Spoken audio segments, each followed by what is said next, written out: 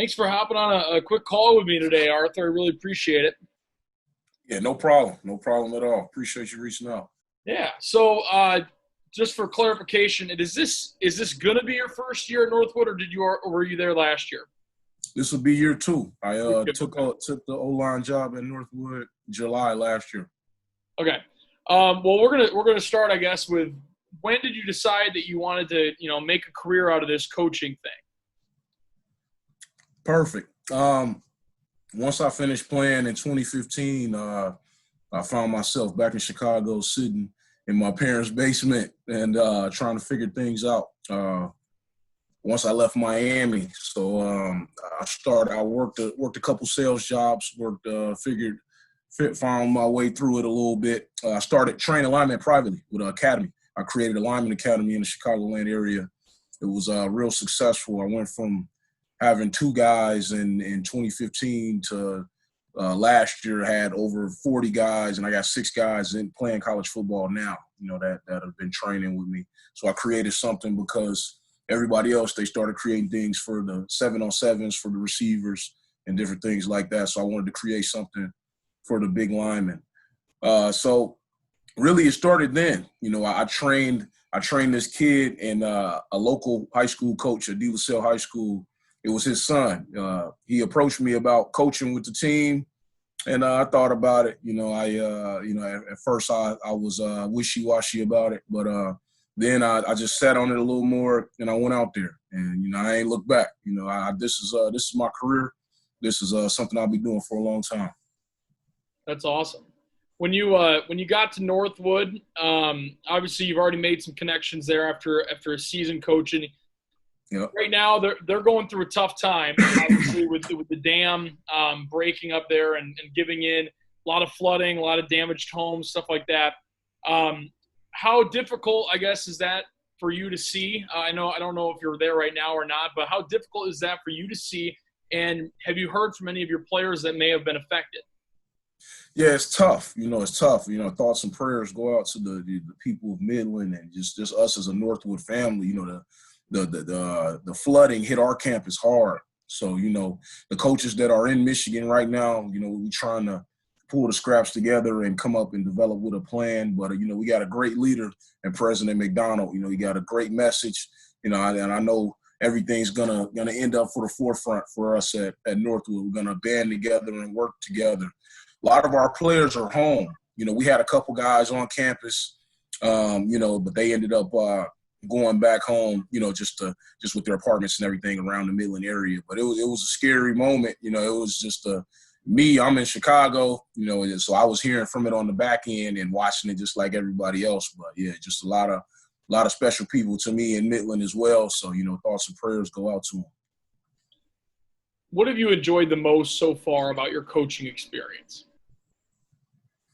Just ball. Just this ball in general. What I enjoy the most, man, is being able to communicate and relay the things that allow me to be a good player, and really the life lessons. I had to handle a lot of adversity throughout my career, and a lot of the guys, they go through their different forms of adversity. It's either towards the same level as what I had to deal with or a little worse, or maybe they're dealing with things off the field. Being able to train the mental side of it for me, because I think that's where I excel. I think that's what separates me from a lot of different coaches. Mentally, it's just not too much that rattles me. I've been through, I've been through hell in my own right, you know what I'm saying? And just in terms of mentally where you got to go to sort of build yourself back up, build that confidence up. So I think it's that excites me. And then just, man, being around ball all day, I tell everybody my love for football is what saved me. When I got sick and, I was a big-time high school recruit, had everything I wanted, was very excited to be up there with Coach D with the first recruiting class and everything. When I got sick and was told that I wouldn't play football again, I just didn't believe it. There was no doubt in my mind that, that I wouldn't strap it on again and everything. So football gave me a point. It gave me a point to keep working, fighting, scratching, clawing, getting up, going to the weight room, doing what I had to do to get my body and my mind back to a place where I could perform. So, just being able to relay the things that I've been through, man, with my journey and just do it with my passion. I couldn't see myself doing nothing else. I tried other things. I don't enjoy them. So how do you kind of, take those experiences that you have, obviously incredibly valuable experiences, incredible hardship that you went through. I guess, you just said that you do relay that onto the kids. How do you try to do that? Obviously, because everyone's situation is a little different. So how do you kind of pull from the things that you have learned and make sure that your kids are understanding of that? Well, you're 100% correct. Everybody's situation is different, but pain is the same, man. Pain feels that we've all felt pain, whether it's we all can't not relate in terms of the scenario, but that feeling, that down in the dumps, that self-doubt, that loss of confidence, that, lack of being optimistic, not knowing what tomorrow's going to bring.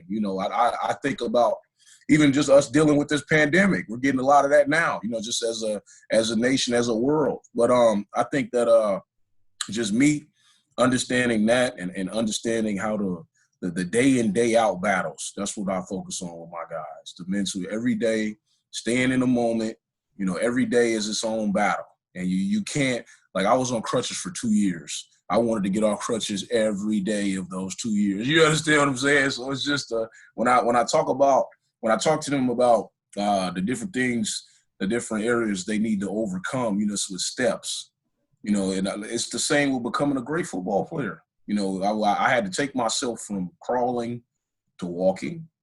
Then I had to walk. Then I had to teach myself how to run again, teach myself how to bend again. Then I had to get all of that and try to turn it into a high-level athlete again, which was tough, which mentally takes a toll on you because I knew what I was before I was injured. And you sort of like, will you ever go back to be that? And then just so when they're dealing with the different things, it's all about focus. And, I just try to tell them to stay in the moment, because a lot of times it's off the field issues at home. It's girlfriend issues with some of these guys. You know what I'm saying? So it's just no matter how big or small, whatever it affects them as a person, I try to give them routes to channel that, because what I did with my anger and my pain was I channeled it back into myself, whether it was through the weight room or whether it was just me just me mentally visualizing on running out of Spartan Stadium 70,000, like just putting myself there before it happened. So it just was. That's sort of some of the things that I try to do with my guys. What has maybe been the most rewarding part of being a coach? Man, at first, I'll tell you what it was at first. At first it was because I was always, it's funny to me now, I was always the guy in the room like, I'll never coach. No, I'm never going to. I'm a player. I'm a ball player. I was always like that. But now the most rewarding thing for me, man, is when you show them how to do it and then you watch them do it correctly and like they just get it. They snap, especially offensive line position, especially the high school guys. Like when I watch them do it and they feel it, and then you watch them evolve. Like it's like, man, like I played a part in their, improvement. I played a part in, what's become important to them. So, that's something that's been real special. Now it's just about making them better men, using the game and teaching them life lessons as it did for me. So, that's the biggest thing that I get out of it now. Now, you mentioned that you want, this is what you want to do. This is who you are. You want to be a part of the game forever. Maybe it is Northwood, but where do you want to be? Where's if you had your dream job, if you woke up tomorrow, What is your goal? Is it getting back to Big Ten football? Is it NFL? How far do you want to go? Oh, well, in terms of how far I want to go, man, it's something that's very important to me and something that I don't think is talked about a lot. It's not that many African-American high-level offensive line coaches. That's a beautiful challenge to me. And I think I'm the perfect guy to fit the bill to add to the short list, I should say. But that's something that definitely excites me. As far as me personally, I'd love to one day be Arthur Ray, the NFL offensive line coach, man. I'd love to coach in the NFL. Just that challenge that it's crazy because it's almost like the same uphill battles that I had to get to a player. I'm taking that same mindset. I'm attacking, man.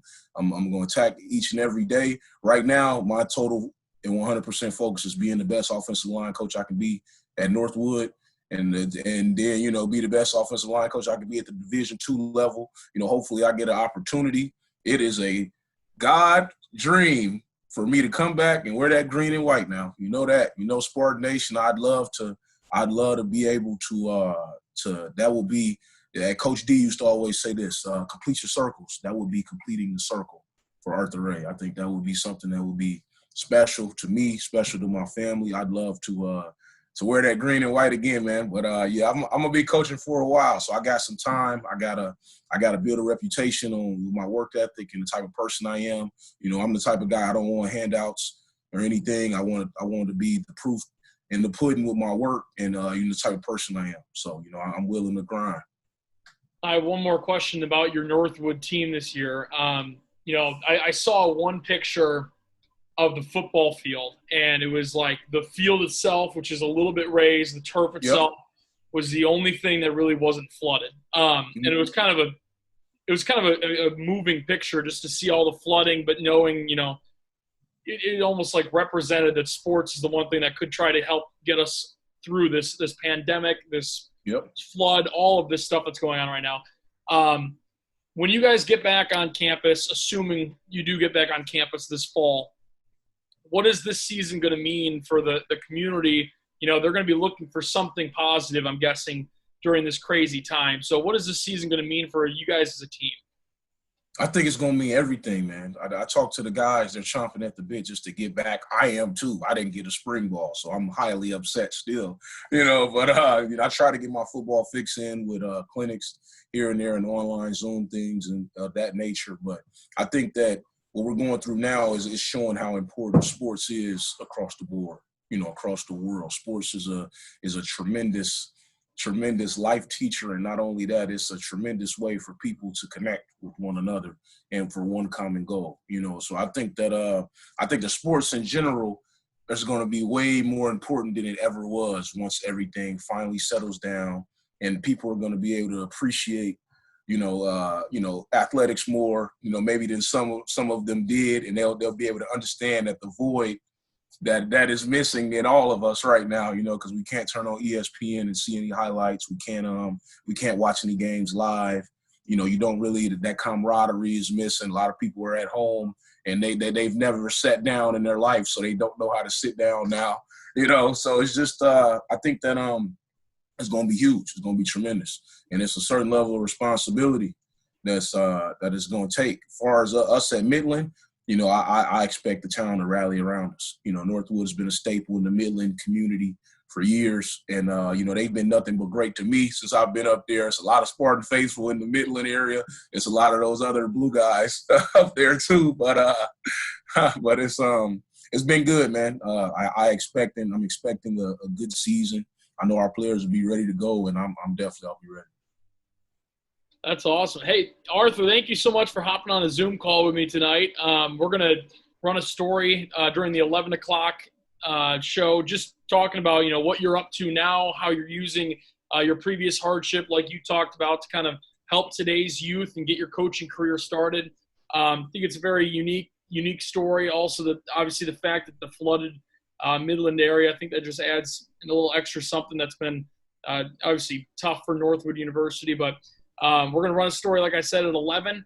It'll be posted on our website and stuff afterwards, so you can post or, you know, share with your friends and family. I was just going to ask you if you could send me a link. That'd be great. Yep, it'll be on our website. And then can I text that number that I have for you? Yeah, that's perfect. Okay, awesome. That's perfect. Yeah, I'll text the link to that number later tonight at about 11:45 probably is when it'll be posted, because I got to clip the video after the show and stuff like that. So thank you so much. I really appreciate it. I hope you guys have